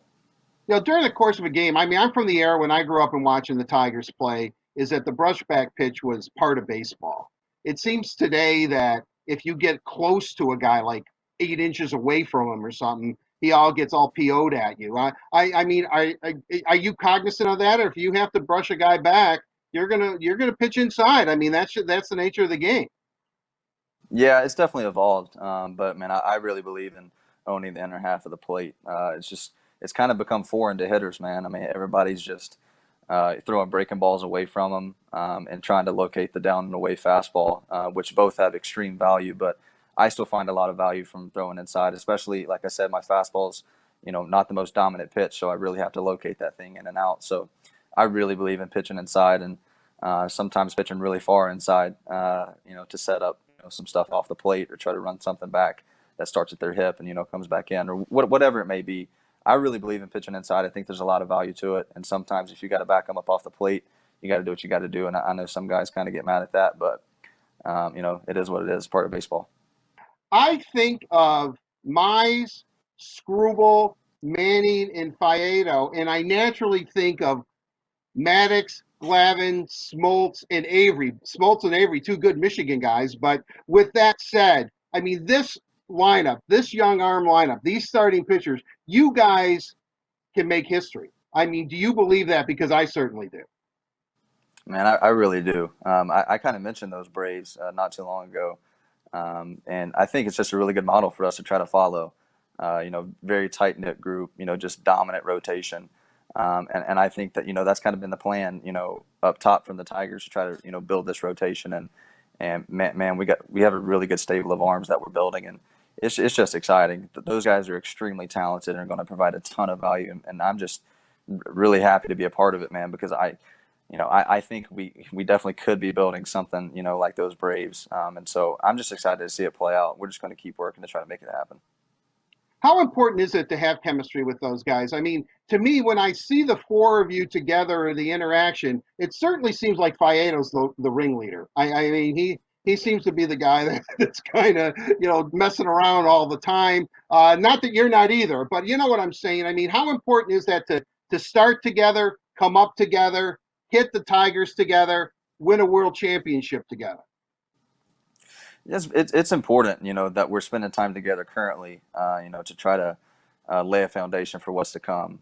I don't know if step by step we have to be like, if we have to get caught up to the big leagues within the same week or same day or whatever. I don't think that's going to be the case. But while we're in the minor leagues, all of us being together, provides a ton of value. But at one point, we're going to have to separate for a little bit, but hopefully, that's not too long. Because, man, I just enjoy being around those guys and learning from them, just interacting with them on a daily basis because they're such great people, such great players. And they just provide a ton of value to our organization, to our team, to myself, and I try to do the same. But, man, I've just been very fortunate to be around them because, like I said, they're such great people. And, I just love those guys. I love being able to hang out with them. I would imagine having guys your peers, really right around your age, both coming up through the system, has to be really good for you. I mean, because if there's anybody that knows what you're going through, it's definitely Manning, Scrubble, and Faedo. Yeah, no doubt. I mean, it's just, shared experiences, common goals, like-mindedness, things like you just want to surround yourself with people like that. Not too similar. You want to be able to learn from different experiences and different opportunities. But if you have all those similarities that, you're reaching for the same thing, you're doing whatever you can do to get there. I just think it has really positive effects. And the quality time that we're spending with each other, like I said, we're trying to lay a foundation for, championships to come and seasons to come. And so I think it can't be anything but positive what we're doing right now. But, hopefully we get to see it play out at the big league level, sooner rather than later. As I said, you're eager to be in a Tiger uniform. Tiger fans, as I said earlier, wanted to see you in a Tiger uniform yesterday. And I know that you want to be there. If you have to go to Toledo, at least to start the season, the 20 guys of you, how will that work out? I mean, can you really get your work in and do what you need to do when you're just basically playing inter-squad games against your teammates? I hope so. I'm curious to see what it's going to look like. I think it's going to be challenging. I mean, but what's not going to be challenging during a big league season, during all of this stuff, during any job or anything that's going on right now in this country. I mean, it's just been challenging. So it's going to be different. Hopefully I can get, quality, some quality practice in, hopefully preparing, to be in the big leagues, because I think that's where the real experience and the real knowledge can be learned, and the real just being able to set up for what's going to happen for next season. I can get the most out of it at the big league level. I'll tell you what, Casey, I've really enjoyed this conversation. I could go on and on and on and on with you, but I will stop it here. I really wish you nothing but the best. I'm really eager to see you. I'm old enough to remember Denny McClain winning 31 games in the Tigers uniform, and that's probably not going to happen again. But No. if there is another 30-game winner, it's going to be you. I'm predicting it'll be you. So Hey, I'll take it. I'll take it. Okay. Cool. That's what I love about you. I can tell you anything. I can say, and by the way, I think you can hit 5-6 home runs a year, just as a pinch hitter or something. There you go. I mean, that's the attitude you have to have, right? I mean, hey, if take the opportunity, whatever comes your way, you're going to be the very best at what you do. I mean, and that's a great attitude. That's why you're the number one pick in all of baseball. Yeah, well, I mean, just strive for greatness in everything you do. I think that's kind of just what I want to do. And I don't know if I'll be hitting any home runs, but, maybe I can win some ball games. Well, you're definitely going to win a lot of ball games in the Old English D. Casey Mize, all kidding aside, I wish you nothing but the best. Thanks for joining us on the Headliner. I really appreciate it. Good luck, and I've got a feeling that we're going to see you pitch at Comerica Park this season. Hey, I hope so. I appreciate it. Thank you for having me. Thank you. There you have it, Daniela. That is Casey Mize. The Headliner brought to you by Miller Lite. 96 calories, great taste. It is the original light beer, and it's also available for delivery. Art, that was awesome. I was so happy to see you talking to Casey Mize because you have been telling me about that for ages. Great to hear from him. Very confident, very cool and collected too. I really enjoyed it. And here he is, you guys. Earlier today, Casey Mize made his first start in the inter-squad games. And I've heard Matt Shepard was talking about it, that it was really good. He was really impressive. So really looking forward to his future with the Tigers. And as Art said, I hope we get to see him on the mound sometime during this 60-game season that the Tigers are heading into. Right now, guys, we're going to get into Let's Socialize, presented by AAA. And of course, we're going to bring in Carly Johnston, who has been watching all of the social media channels and taking your guys' questions. So Carly, what do you have for Art and I today? That's right, Daniela. Thank you. Okay, first question is going to Art. YG Grassy wants to know, can the Wings be an exciting team next season? They seem to think so personally. Certainly, I think they can be. I think what you're going to see next year is you're going to see Philip Zadina play a full season. Robbie Fabre is going to be in Detroit for a full season. I'm predicting that, Steve's going to work out a deal with him. He's a restricted free agent. I think Mantha will stay healthy. Dylan will take it up to another level. He'll have the C on, and Bertuzzi gives you everything he has. And in every game, and don't sleep. I think that's the big term now. Don't sleep on Giovanni Smith either. I mean, when he was up here, he has a great work ethic. So, much like we are seeing with the Tigers, we're seeing some of the young guys come through. Mo Sider, will he be up in Detroit? I've got a feeling he's going to be. And so, Danny DeKaiser coming back healthy. Bernier, I think solidified himself in net last year. That's great. And, depending on which, veteran goaltender Steve decides to add in free agency, unrestricted free agency, which will happen, I would imagine, between like sometime after October 6th. I don't know if that date was actually released yesterday. I couldn't find it if it was. But, obviously the Red Wings are going to bring in a goaltender. So, yeah, I think that they are going to be exciting. Let's be honest. I mean, okay, granted, Red Wings, the record is what it is. So it wasn't a good record, but we were at all the games for the most part. I mean, at least home games, and they play hard. I mean, there were very few real bad blowout games. I mean, they were all close, a lot of one goal games, and, unfortunately they were on the short end of it. But I think with experience, they're a year older, their core group. I think that you'll see less mistakes. I think more experience. You don't make as many mistakes. You know when you can try a pass, when not to, when to hold on to the puck, when to try to get it away. I mean, you anticipate better because you have experience. The game comes to you a little bit easier. So, yeah, I think they're going to be very, very exciting. I truly do believe that. I love the sport. I'm not objective. I'm going to be honest with you. There's two things that I think you both know that I'm really not objective about. I have a real deep passion for, and that is, the Red Wings and the Tigers too. I'll tell you, now that we've been doing this show, I'm really definitely into the Tigers. And look at Casey Mize is a star. That attitude alone, that guy is a star. Arthur is definitely a star. But with that said, and then of course I haven't mentioned them yet. I've mentioned Steve a few times today, which I will do each and every show. Is Michigan's football team? I have passion for both of those. I'm not objective. I always see. Where is this coming from? I'm going to cut you off there. All right. Now you're just going on. Wait. Yeah, no. Let me just say this. I know that I'm not objective about certain things, but I really do believe that there is a nice young core here for the Red Wings. And I think a lot of young guys are going to be up next season, whenever the season starts, hopefully December 1st, 2020. I think they are going to be exciting. I love the optimism. I'm looking forward to it. I can't wait to get back into some Red Wings hockey. But Danielle, I have a great question for you. We got a question on my Instagram. Which Detroit Red Wings player do you think would do the best on Dancing with the Stars? I thought that was pretty creative. Oh, wow. That is an interesting question. And I think I'm going to have to go off the board with this one. I don't think it's going to be like an Anthony Mantha, Tyler Bertuzzi, Dylan Larkin. It's going to be one of the quieter, more low-key guys, like maybe a Darren Helm on Dancing with the Stars. Okay. I think he's like the secret great dancer or something like that. And he would win it all, and we would all be like, whoa, where did that come from? You know what I mean? Like, he doesn't have the personality for it, but he'd probably be the best. Or maybe Franz Nielsen somewhere. Yeah. See, I was thinking more like Mo Sider or Dino Svechnikov, like someone with that like silly personality. But I like your reasoning. That's pretty good. Yeah. All right, Art, we got one last question for you.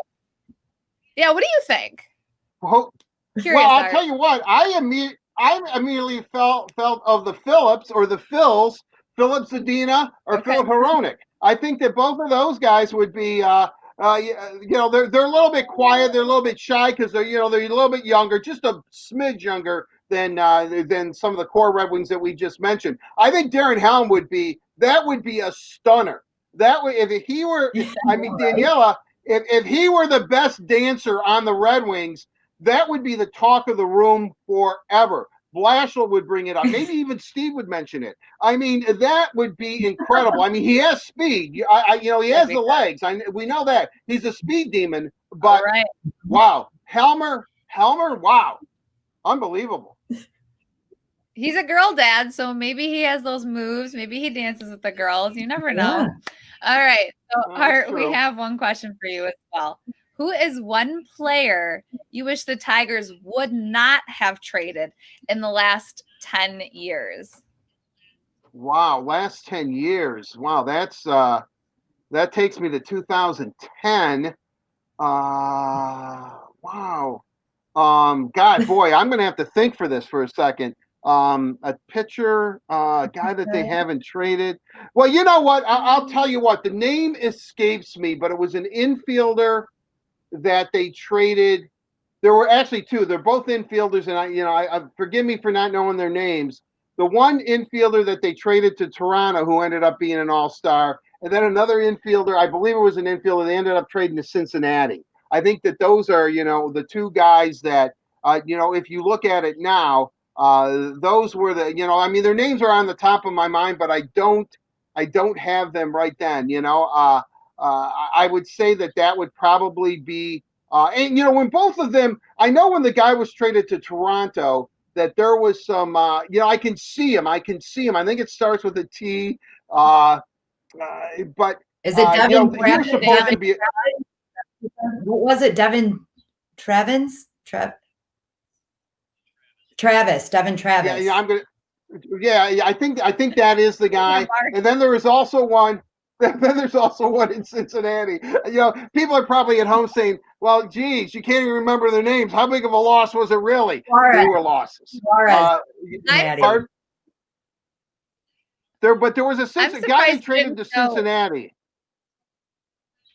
I'm surprised you didn't go Verlander. Well, I mean, that's the obvious pick, right? I mean, certainly you didn't want JV to be traded, but I think when you see deals like that are being done, I mean, the Tigers had to initiate a rebuild, so I kind of understand why they were done, whether you like it or not. But I'm talking about guys who that they moved, that were in the system, played some games, or they wanted to make some moves and get better, and they ended up trading them away. So that's the way I look at it. Like John Smoltz, I know we always talk about that deal, or a certain age of Tiger fans, when he was traded to Atlanta. He was a Tiger farmhand. He was from Lansing Waverly.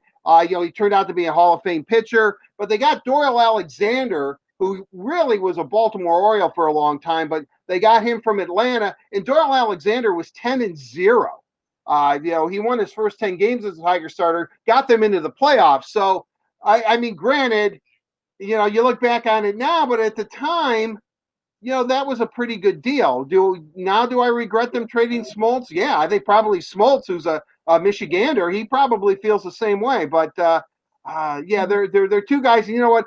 On Tuesday's show, I will have these names, but that's the way I approach that. When you have a big deal, and and let's be honest here. Jake Rogers, we talked to him. He was part of it. Franklin Perez, who Shep just mentioned. Was looking really, really good in spring training. He's had some injury problems. So, that trade isn't complete. When Cespedes went to the Mets, they got Michael Fulmer in that deal, and he ended up being Rookie of the Year. So the Verlander deal, although you're sorry to see JV go, the jury's still out on that trade. There's still prospects that can still make their mark in the Tiger organization. Now, are they going to live up to Justin Verlander? Okay, probably not. We're talking about a Hall of Fame pitcher. But even if they come, 3/4 of the way towards Justin Verlander, they're still going to be pretty good players, and I would say borderline Hall of Famers. So, but that's what I would say. I do apologize for their names do escape me right now. I do have my Tiger Media Guide here someplace. We got a comment on Facebook. Okay. John Crawford commented, Eugenio Suarez is who they traded to Cincinnati. Right. Yes. And he ended up being a really, really good player. That is exactly who I'm thinking. Thank you, young There we fella. go. I appreciate you helping me out on that. I owe you a ginger ale if I ever see you. I promise. And I'll pay up. Hold him to that, John, if you ever see him. Love it. Yes. Love it. All right. Google saves us again. Okay. And finally, during the show, the Tigers released their 2021 schedule. Looking forward and hopefully for a full season after this shortened 60 game one. I mean, you guys, can we please fast forward to then, please? Yeah. Look at that. Starting it off on April Fool's Day, Yeah. opening day in Detroit. Absolutely. Yeah, maybe Arthur's on the hill. Maybe the King of the Hill starting that game. You never know. Mize could be there. What I really, really like, and because I have kind of an affinity for the LA Dodgers. First ball team I ever played on in Little League here in Livonia, we were the Dodgers, and so. But I like the fact that they're playing the NL West. We're going to see JV. We're going to see Houston's on that schedule. The LA Dodgers. So I'm pretty excited against that. It looks like they just can't. Is that St. Louis? Gosh, they're always playing St. Louis now too. But they're a natural rival. And then obviously it's really, really loaded up with the AL Central teams. We only see them 19 times a year. I like the fact that the Tigers are going to be in Texas on July 4th. Unfortunately, or no, they're home. They're home, right? Yeah, okay, yeah, they're home against the White Sox. That's cool. I like this schedule. Boston's in town. That's great. When do the Yankees show up? Memorial Day, Art. Memorial Day. Memorial Day. Oh yeah, then.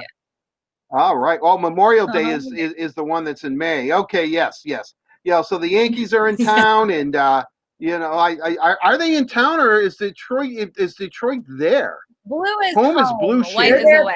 Yes. Mm-hmm. Okay. So on Memorial Day.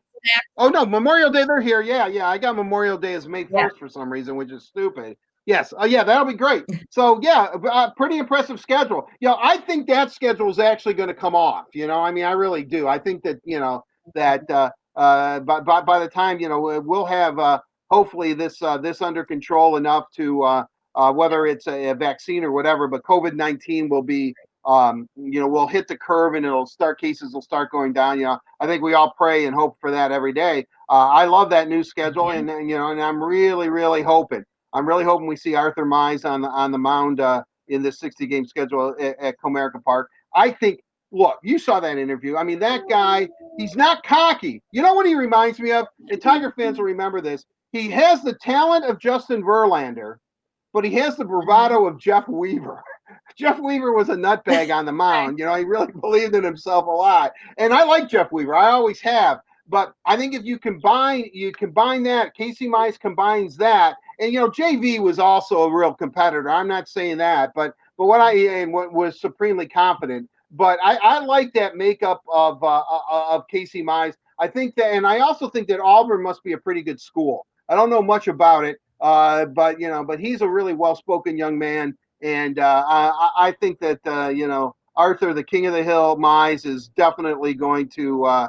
I think that guy's a real player. I think he's and today, what did Shep say? He's sitting there, and you could feel. Granted, there's no fans in the stands, but you can feel the ball pop in the catcher's mitt every time he threw that. That's velocity. That's impressive. I can't wait. Well, we got a number one fan, Casey Mize, right here, and Art Regner. And you're gonna be confused. See, I couldn't even say his name. I'm catching myself every time I say Casey Mize, not to say Arthur. You're gonna confuse our fans. Well, I guarantee you, when he starts throwing no hitters in a Tiger uniform, I don't think the crowd's going to be going Casey. I think they're going to be going Arthur. Yeah, and that will pump him up because he knows. Arthur's a great name. I mean, I'm not saying it because it's my name. And I used to hit, but King of the Hill, Arthur, King Arthur, Casey Mize is the man. Love it. All right. And unleash the torque. Unleash the torque. Great. You got to pick a favorite, Art. You have too many. We can't keep up. No, I'm easily swayed. Okay. All right. Well, that's all I have for Let's Socialize, you guys. Thanks for having me on again.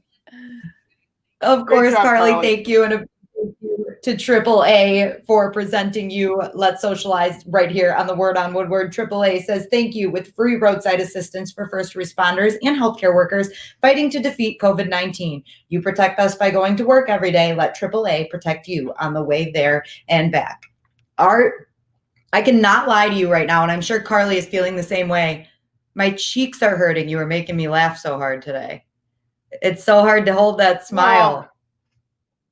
I mean, when you're, when you're able to bring butt slapping into any conversation, I think know. you laugh a little bit. I'm serious though, Daniela. I mean that used to be the celly back then, and that was the only celly, and it was pervasive through all of sport. That was that was the thing, and I think in these times, in the times of COVID-19, butt slapping may be the way to go. And I like the foot tap though. I got to give Miggy some credit. I do like the foot. I do like the foot tap. Right when we get rid of the red underwear, we get butt slapping to replace it. Perfect. I love this. I love this. Well, it was a natural progression. I mean, it was a celebration. That was the way people celebrated back then. Granted, I'm a little boy, and I'm thinking, because when you're a little kid, usually if you're getting your butt slapped, it's not a real good thing. You're being disciplined in some way. So I'm watching it, and I'm seeing all my heroes.